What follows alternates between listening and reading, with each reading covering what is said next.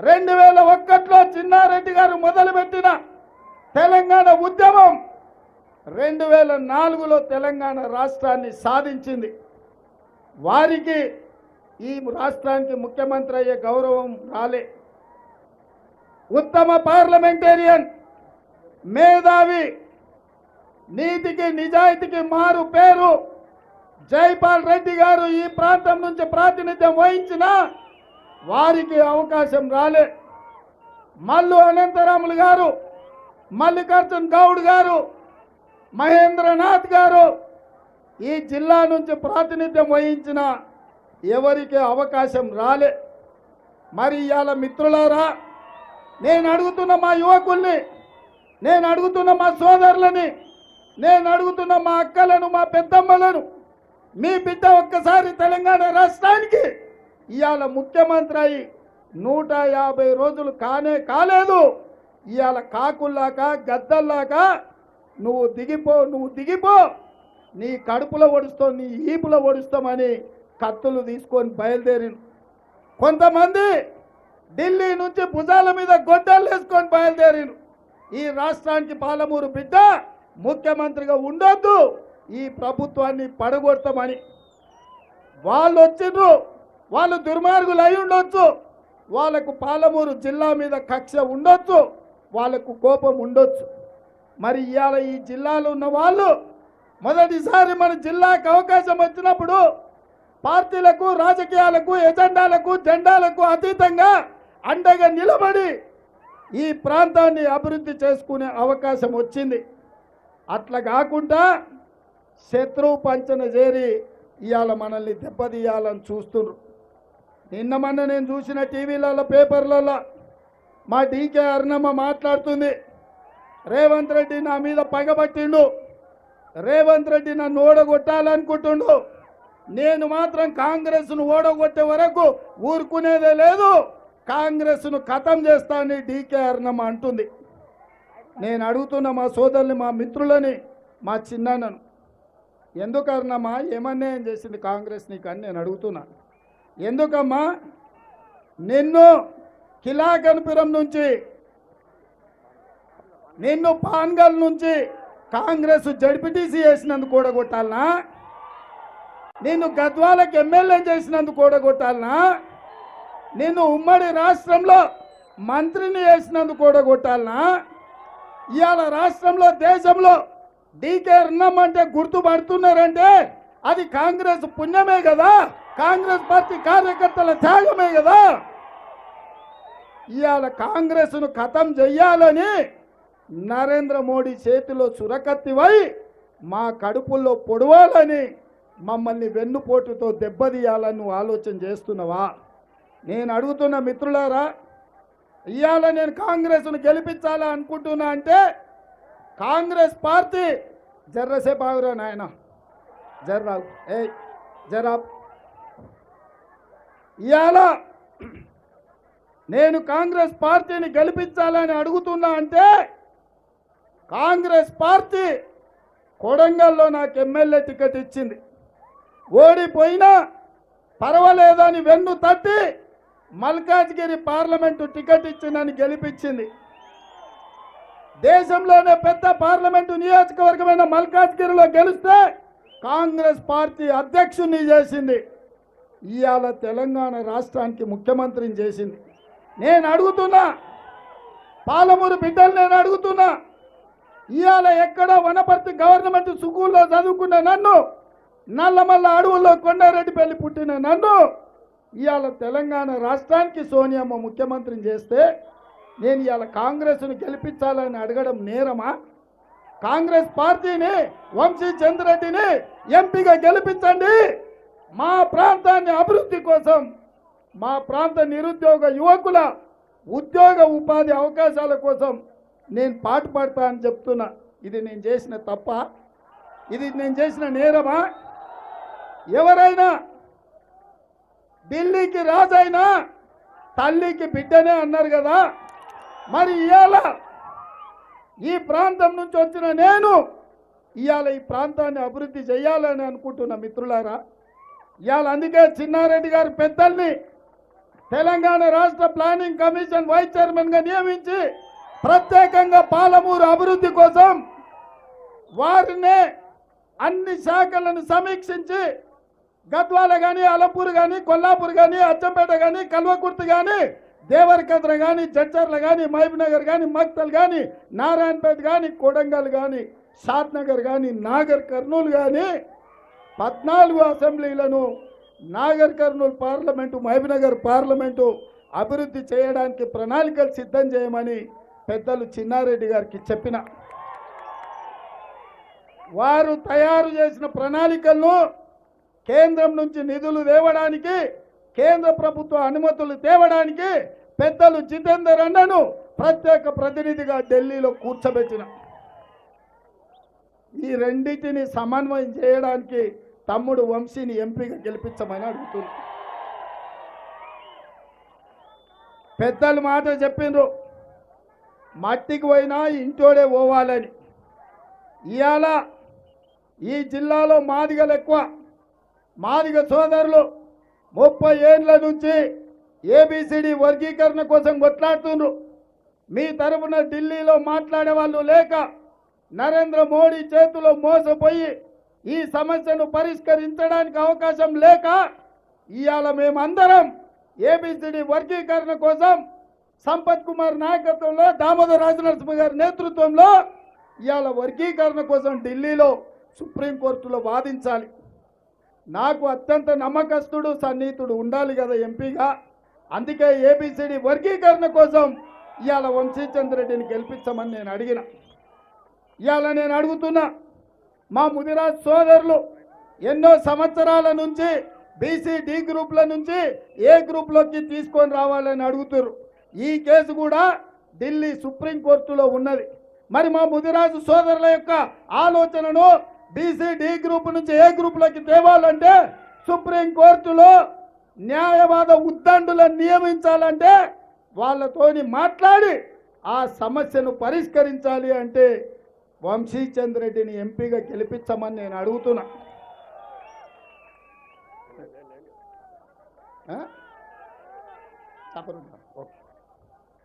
అందుకే ఇవాళ మా వాల్మీకి బోయలు ఎన్నో ఏళ్ల నుంచి ఎస్టీ జాబితాలో చేర్చాలి అంటున్నారు. అసెంబ్లీ తీర్మానం చేసినా సరిపోదు. ఢిల్లీలో కేంద్ర ప్రభుత్వం నుంచి వాల్మీకి బోయలను ఎస్టీ జాబితాలో చేర్పించాలి. మరి ఎవరిని నమ్మాలి, ఎవరికి బాధ్యత ఇవ్వాలి? అందుకే మిత్రులారా, మాదిగల సమస్యలు పరిష్కరించాలన్నా, బోయల సమస్యను పరిష్కరించాలన్నా, మా ముదిరాజు సోదరుల సమస్యను పరిష్కరించాలన్నా పాలమూరు రంగారెడ్డి ఎత్తిపోతల ప్రాజెక్టును జాతీయ ప్రాజెక్టుగా కేంద్రం నుంచి రాబట్టాలన్నా రేపటి ప్రభుత్వంలో వంశీచంద్రెడ్డి ఎంపీగా ఉండాలి. కేంద్రంలో మన రాబోయే ప్రభుత్వంలో కీలక బాధ్యత పోషించాలి. అందుకే మిత్రులారా, ఇవాళ అరుణమ్మ చెప్తుంది మోడీ చుట్టంలాగా వస్తాడు, మళ్ళా పోతాడు. అమాసకోసారి పుణ్యానికోసారి వస్తాడు. 10 ఏళ్ళు ప్రధానమంత్రిగా ఉన్నాడు. ఎందుకు పాలమూరు రంగారెడ్డి ఎత్తిపోతల జాతీయ ప్రాజెక్టు ఇవ్వలే? ఎందుకు మాదిగల ఏబిసిడి వర్గీకరణ చేయలే? ఎందుకు ముదిరాజ్ సోదరులను ఆదుకోలేదు? ఎందుకు బోయల్ని ఎస్టీ జాబితాలో చేర్చలేదు? అరుణమ్మ ఏమైనా కొత్త ఆమెనా? ఆమె గద్వాల నుంచే ఉంది కదా. బోయలు తెలుసు కదా ఆమెకు. ఏ రోజైనా మోడీని అడిగిందా? ఏ రోజైనా మాదిగల వర్గీకరణ కోసం మాట్లాడిందా? ముదిరాజుల కోసం ఎప్పుడన్నా ఆలోచన చేసిందా? తొమ్మిళ్ళ ప్రాజెక్టు కట్టాలని చూసిందా? ఆర్టీఎస్ ప్రాజెక్టును పూర్తి చేసి నీళ్లు ఇవ్వాలని ప్రయత్నం చేసిందా? జూరాల కింద నీళ్లు రాకపోతే ఏనాడైనా మాట్లాడిందా? భీమా నెట్టంపాడు కోయిల్ సాగర్ ఆఖరికి మన రామన్పాడు ప్రాజెక్టు పాడైతే రిపేరు చేయాలన్న ఆలోచన చేసిందా? కానీ ఆమె మాత్రం బీజేపీలో జాతీయ ఉపాధ్యక్షురాలు తెచ్చుకున్నది. ఆమె పదవులకేం తక్కువ లేదు. ఆమె కర్ణాటకలో వ్యాపారులకేం ఇబ్బంది లేదు.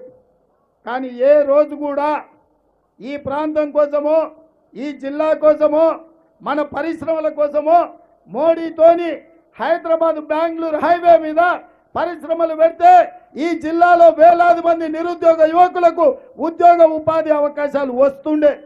ఏ ప్రయత్నం కూడా చేయలే. మరి ఇవాళ అర్ణమ్మ ఏ రకంగా మనల్ని వచ్చి ఓటు అడుగుతుంది? ఇవాళ అర్ణమ్మ అంటుంది రేవంత్ రెడ్డి నా మీద పగబట్టిండని.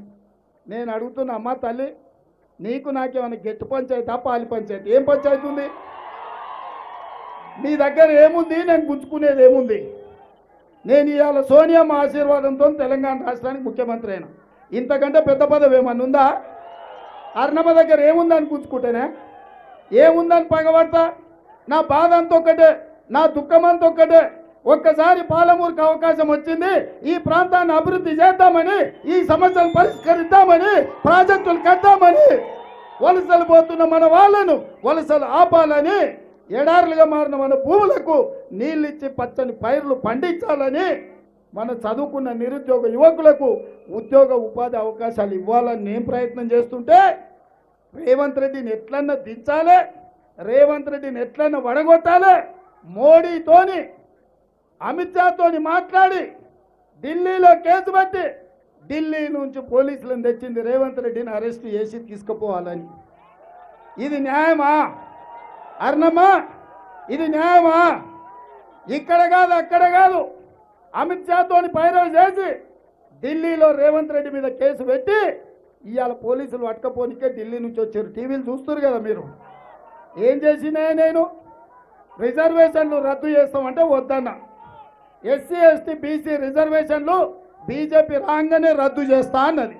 నేనన్నా మా దళితులు, మా గిరిజనులు, మా బలైన వర్గాలు, మా బోయలు, మా ఒడ్డర్లు, మా చాకలి మంగలి కుమ్మరి సాకలి చేతన్నలు గీతన్నలు ఇవాళ మా యాదవ్ మిత్రులు ఇబ్బందులు ఉన్నారు. రిజర్వేషన్లు పెంచాలి, వాళ్ళని ఆదుకోవాలి. మీరు రిజర్వేషన్లు రద్దు చేస్తామంటే ఊరుకునేది లేదని నేను అన్నా. రేవంత్ రెడ్డిని లోపలేసానే సరే రిజర్వేషన్లు రద్దు చేస్తామని బీజేపీ వాళ్ళు అంటారు. ఆ బీజేపీ వాళ్ళకు అర్ణమ్మ ఒత్తాసు పలుకుతుంది, దొంగలకు సద్దులు మోస్తుంది. ఇది మంచిదా? ఇవాళ ఢిల్లీ నుంచి వచ్చిన దొంగలకు అర్ణమ్మ సద్దులు మోసి ఇవాళ దళితుల, గిరిజనుల, బీసీల రిజర్వేషన్లు రద్దు చేపించడానికి కంకణం కట్టుకొని బయలుదేరింది. ఆమెనా మనం గెలిపించేది? మీకు తెలియదా? గద్వాలో ఏం చేస్తారో తెలియదా? దొంగసారాయి దోలేటోడు ఎవడు? కల్తీ కళ్ళు అమ్మేటోళ్ళు ఎవరు? క్రషర్ మిషన్లు ఎవరివి? రోడ్ల కాంట్రాక్ట్లు ఎవరివి? సారాయి దందాలు ఎవరివి? ఇన్ని దందాలు చేసేటోళ్ళు ఇవాళ నన్ను బెదిరించి నన్ను తప్పని మాట్లాడుతున్నారు మిత్రులారా. అందుకే మీరు ఆలోచన చేయండి, మీరు నిర్ణయం తీసుకోండి. ఇది ఆషామాషి ఎన్నిక కాదు. ఈ ఎన్నికల్లో మనల్ని దెబ్బతీయాలని చూసేది ఈ ప్రాంతాన్ని ఎడారిగా మార్చడానికి, ఈ ప్రాంత నిరుద్యోగ సమస్యతోని యువకులు ఆత్మహత్యలు చేసుకోవాలనే కుట్ర జరుగుతుంది. ఈ కుట్రను తిప్పికొట్టాల్సిన అవసరం ఉన్నది మిత్రులారా. అందుకే ఇవాళ మీ దగ్గరకు వచ్చిన, మీ ముందు నిలబడ్డ, మీరు నాటిన మొక్క జడ్పీటీసీగా 2006లో మిర్చిల్లో స్వతంత్రంగా గెలిపిస్తే సరిగ్గా 17 సంవత్సరాలు తిరిగే లోపల మీరు నాటిన మొక్క వృక్షమై తెలంగాణ రాష్ట్రానికి ముఖ్యమంత్రి అయిండు. ఏ తల్లి అయినా తన బిడ్డ బాగుపడితే, తన బిడ్డ ఎదుగొచ్చి 10 మందికి సాయం చేస్తే సంతోషిస్తుంది, ఆశీర్వదిస్తుంది. మరి అర్ణమ్మ ఎందుకు పగబట్టిందో, ఎందుకు పడగొట్టాలనుకుంటుందో మీరు ఒక్కసారి ఆలోచన చేయండి మిత్రులారా. అందుకే మిత్రులారా, నిన్న మన హరీష్ రావు మాట్లాడుతుండు, మామ అల్లుళ్ళు ఇద్దరు. మామ మొన్న అన్నాడు రైతు భరోసా ఇంకా వేయలే అని. ఓ సన్నాసి, మందు వేసి మాట్లాడుతున్నావో, మందు దిగి మాట్లాడుతున్నావో? డిసెంబర్లోనే మొదలుపెట్టినాం. రేపు మే 9 తారీఖు లోపల తండాలలో, గూడాలలో, మారుమూల పల్లెల్లో ప్రతి రైతుకు రైతు భరోసా 69 లక్షల మందికి 7,500 కోట్ల రూపాయలు వేసి రైతు భరోసా సంపూర్ణంగా రైతుల ఇంటికి చేర్చే బాధ్యత నాది. ఇదే కాదు, ఇక ఆడొకడు ఉన్నాడు, దూలంలాక పెరిగిండు హరీష్ రావు. దూలంలాక పెరిగిండు కానీ దూడకున్న బుద్ధి కూడా లేదు. రైతు రుణమాఫీ ఎప్పుడు చేస్తావు, ఎట్లా చేస్తావు అంటున్నాడు. నువ్వు 2014లో చెప్పి 5 ఏళ్ళు అయినా ఇవ్వాలి, తునకలు ఇచ్చినావు. మిత్తికే సరిపోలే. 2018లో మళ్ళీ చెప్తే 5 ఏళ్ళు అయింది, ఇప్పటికి పూర్తి కాదు, ఇంకా 9,000 బకాయి పెట్టినావు. నీలాకేమన్నా సన్నాసోని అనుకుంటున్నావా, మీ మామలాకి సోయలేను అని అనుకుంటున్నావా?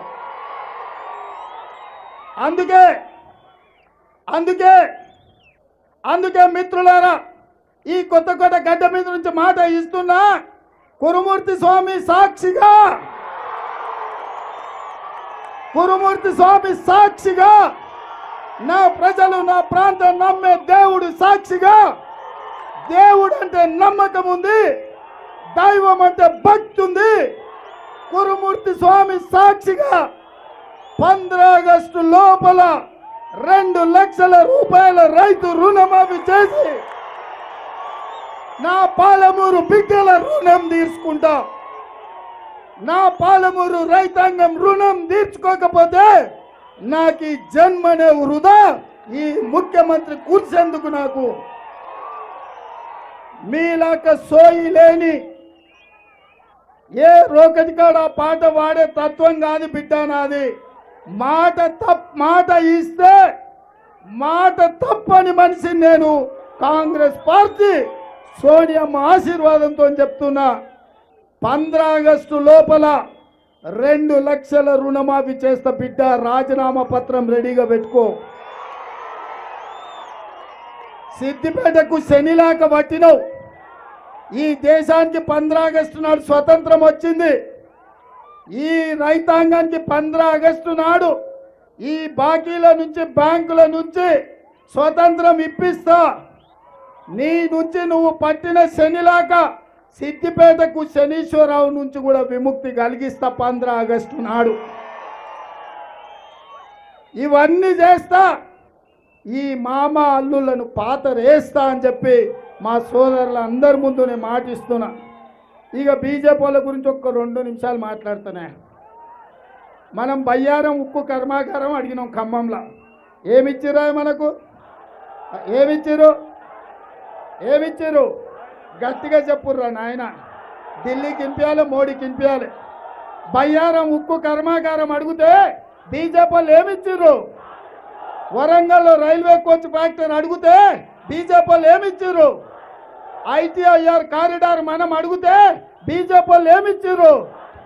పాలమూరు రంగారెడ్డి ఎత్తిపోతల జాతీయ ప్రాజెక్ట్ అడిగితే బీజేపీ వాళ్ళు ఏమిచ్చిండ్రు? గిరిజన యూనివర్సిటీ అడిగితే బీజేపీ వాళ్ళు ఏమిచ్చిండ్రు? IIM IIT మనం అడిగితే బీజేపీ వాళ్ళు ఏమిచ్చిండ్రు? మరి గాడిద గుడ్డు ఢిల్లీ నుంచి తెచ్చిన అరుణమ్మకు ఓటేస్తామా? ఏమనుకుంటుంది అరుణమ్మ? మన చెవులో పువ్వు ఉంది అనుకుంటుందా? అంటే ఈ పాలమూరు ప్రజలు అమాయకులు ఎన్నిసార్లైనా మోసం చేయొచ్చు అనుకుంటుందా? మనం అమాయకులమే ఉండొచ్చు, కానీ మనం తెలివి తక్కువలం కాదు. మనం ఎవడో చెప్తే ఈనటోళ్ళం కాదు.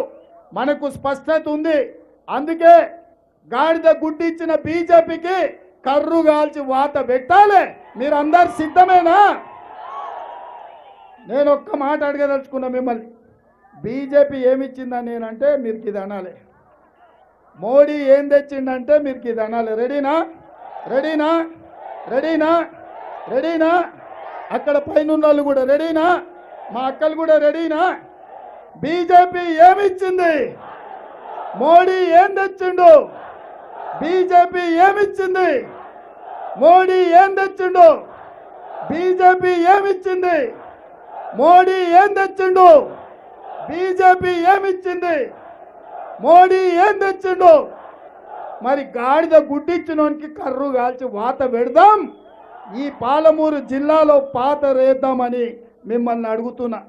అదేవిధంగా పెద్దలు నాగర్ కర్నూలు పార్లమెంట్ అభ్యర్థి డాక్టర్ మల్లు రవి గారు కూడా వచ్చారు. ఇంకొక్కటే మాట ఉన్నది, అది చెప్పి ముగిస్తా. వీళ్ళిద్దరికి చెరొక 1 లక్ష మెజార్టీ రావాలి. అవునా? పాలమూరులో 1 లక్షతో గెలవాలి. నాగర్ కర్నూలులో మా డాక్టర్ సాబ్ కూడా 1 లక్షతో గెలవాలి. ఓకేనా? నేను 1 లక్ష అంటే మీరు పక్కా అనాలి.